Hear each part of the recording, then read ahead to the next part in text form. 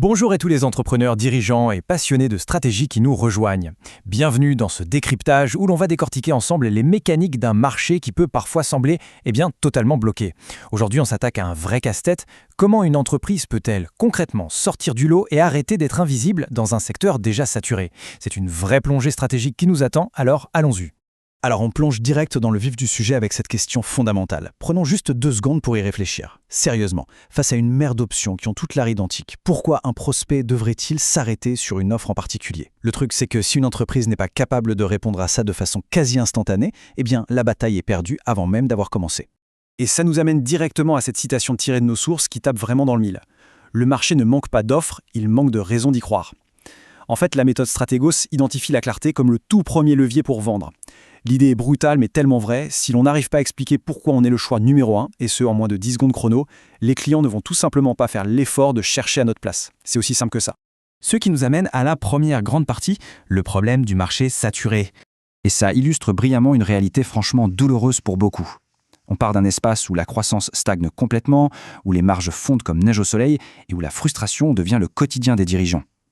C'est ce moment critique où l'on se rend compte qu'on n'est qu'une option parmi 50 autres, et pas du tout le choix évident. Le contraste visuel ici est super parlant.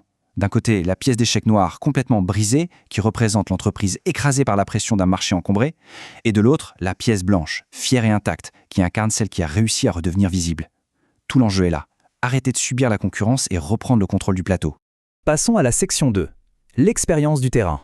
Parce que oui, pour opérer un tel changement de cap, on ne peut pas se fier à de simples concepts en l'air. Il faut se tourner vers l'auteur de cette méthode, Saïd Ben Aïssa. 40 ans d'expérience dans le milieu industriel, autant dire que ça ne sort pas de nulle part. Les stratégies qu'on décortique aujourd'hui, elles ont été forgées en plein cœur de vraies crises économiques et de vrais succès commerciaux. On ne résout pas une énigme aussi complexe avec de la théorie académique abstraite. C'est vraiment cette dimension ultra pragmatique, validée par des décennies de pratique, qui donne toute sa crédibilité au programme Stratégios. Ce qui nous mène à la section 3, la puissance de la niche. Pour dominer un marché, la base absolue de la méthode repose sur une idée qui, honnêtement, peut paraître hyper contre-intuitive au départ. Il faut restreindre sa cible. Et oui, vouloir parler à tout le monde, c'est finir par ne parler à personne. C'est le piège dans lequel on tombe tous. Se créer une niche super stricte, ce n'est pas se limiter, c'est littéralement se libérer. C'est en assumant une spécialisation pointue qu'une entreprise peut enfin facturer sa vraie valeur sans devoir se justifier tout le temps sur ses prix. C'est comme ça qu'on devient le leader incontesté de son segment. Et pour bien enfoncer le clou, regardons ces deux approches face à face, en gardant notre fameuse métaphore des échecs. D'un côté, on a la force brute. Travailler toujours plus dur, aligner les heures, casser ses prix. C'est juste épuisant, et spoiler alerte, dans l'économie actuelle, ça ne suffit carrément plus pour gagner. De l'autre côté, on a la stratégie d'échec, travailler intelligemment. L'idée, c'est d'anticiper, de se positionner au millimètre près et de laisser la concurrence s'épuiser toute seule. C'est exactement le cœur de ce qu'on explore aujourd'hui. Allez, on enchaîne avec la section 4, les 7 étapes stratégiques. Attention, ça va aller vite. Tout commence par le premier module, la véritable fondation. Il s'agit d'identifier les axes de recentrage. Avant de faire le moindre mouvement, il faut évaluer sa position avec une honnêteté brutale. Quelles sont les pressions en interne et celles du marché en externe? C'est ce diagnostic à froid qui va faire remonter à la surface les toutes premières vraies opportunités pour se repositionner. Passons à la suite et voyons comment tout ça se construit. Une fois recentré, le module 2 exige une connaissance des clients qui relève presque de la chirurgie. On ne parle pas de vagues sondages ici, mais d'analyser en profondeur les besoins qui restent désespérément insatisfaits sur le marché. C'est en affinant ce profil avec une précision maniaque qu'on déniche des audiences totalement nouvelles et prêtes à s'engager.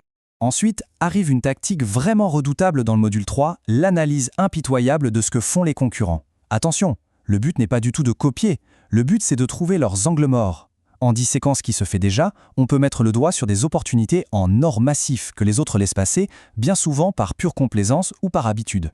4e point, et c'est la suite ultra logique, la mise à jour des offres. C'est là qu'on adapte et qu'on améliore le produit ou le service pour qu'il colle parfaitement aux attentes de notre fameux nouveau marché cible. Et parfois, ça demande une bonne dose d'audace, car il faut savoir revoir entièrement son modèle commercial pour rendre sa proposition tout simplement irrésistible. Le 5e module s'attaque à un pilier de la fidélisation, l'expérience client. Parce qu'avoir un produit génial, c'est super, mais si le processus d'achat est un véritable parcours du combattant, c'est mort. Il faut simplifier au maximum les ventes, rendre le parcours fluide, naturel, agréable. Quand le service client devient exceptionnel, ça crée un avantage concurrentiel que les autres vont avoir un mal fou à reproduire. On arrive à la 6e étape, une étape absolument vitale. affiner le message. Une fois qu'on a la bonne offre, il faut une proposition de valeur unique. C'est l'art de formuler ses atouts avec une clarté limpide et de choisir de façon très stratégique les bons canaux de communication. C'est ça qui va permettre de toucher sa niche de plein fouet, sans gaspiller de l'énergie à crier dans le vide. Et enfin, pour boucler ce système, le 7e et dernier module. Le concept ici, c'est de prendre toutes ces idées et d'en forger un plan d'action hyper personnalisé.